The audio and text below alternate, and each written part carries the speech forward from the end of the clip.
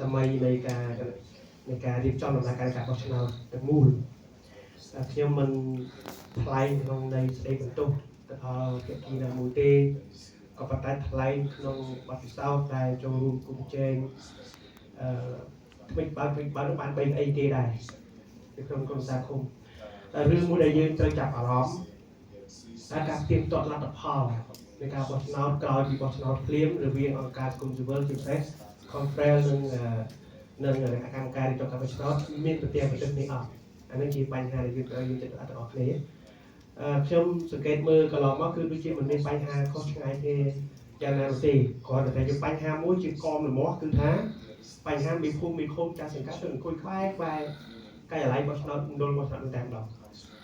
អញ្ចឹងយើងរកបញ្ហាឃើញរួមមួយដើម្បីរួមគ្នាដោះស្រាយបញ្ហានោះ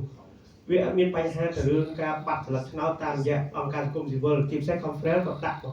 24ខេត្តរៀងពេញខេត្តទាំងអស់តែណាឃើញ Conference តែគាត់ចូលរួមសង្កេតការប៉ុន្តែអត់ដល់ពេលលទ្ធផលឆ្នោតចេញមកតែឃើញចំពោះតែ Conference អត់មានលំអៀងគ្នាទេជាពិសេសគណៈបកយុទ្ធជា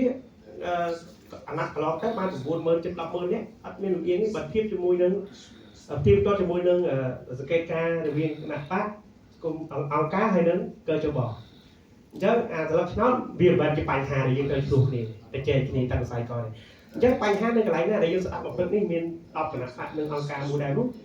បញ្ហានៅត្រង់លំហនយោបាយនិងភាពមិនច្បាស់លាស់នៃការអនុវត្តដំណើរការនៃការបោះឆ្នោតដែលមានភាគីមានអំណាចទៅក្បែរកាយអាល័យនឹងមណ្ឌលនោះអញ្ចឹងយើងរួមគ្នាដោះស្រាយបញ្ហាហ្នឹងបាទអញ្ចឹងលំហនយោបាយយើងនិយាយអំពីមិនបាច់ថ្ងៃបោះឆ្នោតទេថ្ងៃចាប់ផ្ដើមធ្វើបកនយោបាយគ្នាថ្ងៃណាដែលបានក្រសួងហាផ្ទៃអនុញ្ញាតគ្នាគឺរកពីថ្ងៃនោះហ្មងគាត់ចុះទៅជួបសកម្មជនលាក់រហូតទៅដល់រដ្ឋតំណាងឈើឈ្មោះជាបេក្ខជននយោបាយដោយខ្ញុំពេជ្រស្រស់អញ្ចឹងនៅឃុំដូនតៃស្រាប់តែបញ្ជូនបេក្ខជនទៅមានឃុំថាមិនបាច់រកគាត់សញ្ញេទេឲ្យពេជ្រស្រស់សញ្ញេទៅរឿងខ្ចីធនាគារអីវ៉ាន់ណាទោះស្ដាប់ទៅឲ្យគាត់បញ្ជាក់លិខិតឈើឈ្មោះឲ្យគាត់ឆ្លើយតបទៅអាបេក្ខជនខ្ញុំយកវិញគាត់ស្ដឹងមកខ្ញុំថាយេបើឲ្យត្រាមកពេជ្រស្រស់បោះឲ្យទូទាំងប្រទេសមកមិនបាច់ចាំបោះឲ្យតែមួយនោះទេអានេះជាបញ្ហារួមហ្នឹងគឺថាបណ្ដាគណៈបកអត់លើកឡើងមកមិនថាចាស់មិនថាក្មេងទេសូម្បីតែខ្ញុំកូន7ក៏លើកដែរអញ្ចឹងគឺចបគួរយកអាបញ្ហារួមហ្នឹងយកទៅពិចារណាថាតើយើងស្នើទៅដល់រដ្ឋសភាកណែតម្រង់បានទេរាល់ការបញ្ជាក់លិខិតស្នាមបេក្ខជនចូលជួបបោះឆ្នោតនោះធ្វើកម្រិតកើចបមានន័យថាមានសាច់មានបាច់ឬក៏មានត្រឹមតែសារអេឡិចត្រូនិកដោនឡូតចេញពី website កើចប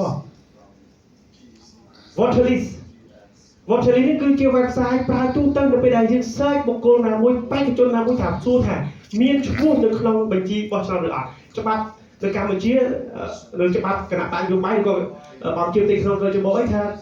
បុគ្គលមួយដែលអាចឈើឈ្មោះឲ្យគេបោះឆ្នោតបានលុះត្រាតែមានឈ្មោះនៅក្នុងបញ្ជីការបោះឆ្នោតចុះបើមានហើយកើចបស្គាល់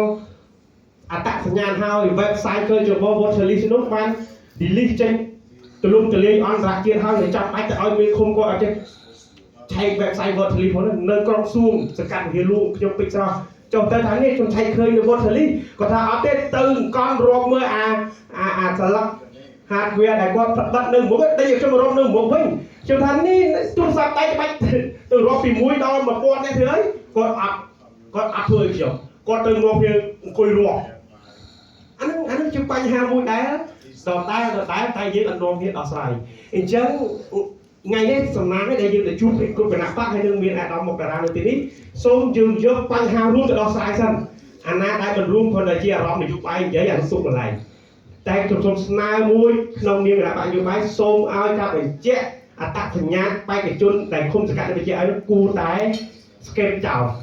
ហើយយកដំណោះស្រាយឲ្យទៅជបជាអ្នកទទួលសិទ្ធិអំណាចជាអ្នកទទួលស្គាល់បេក្ខជនមួយព្រោះលទ្ធផលបោះឆ្នោតមិនមែនមេឃុំចៅសង្កាត់អ្នកទទួលស្គាល់ទេគឺគណៈកម្មការជាតិរៀបចំការបោះឆ្នោតហៅថាកើចបនោះជាអ្នកទទួលស្គាល់លទ្ធផលឆ្នោតនិងជាអ្នកឲ្យបន្ទុកថាឆ្នោតណាមានសម្លេងច្រើនជាងបកណាមានសម្លេងឆ្នោតជាងច្រើនជាងបកណាបាទសូមបរិយាអរគុណច្រើន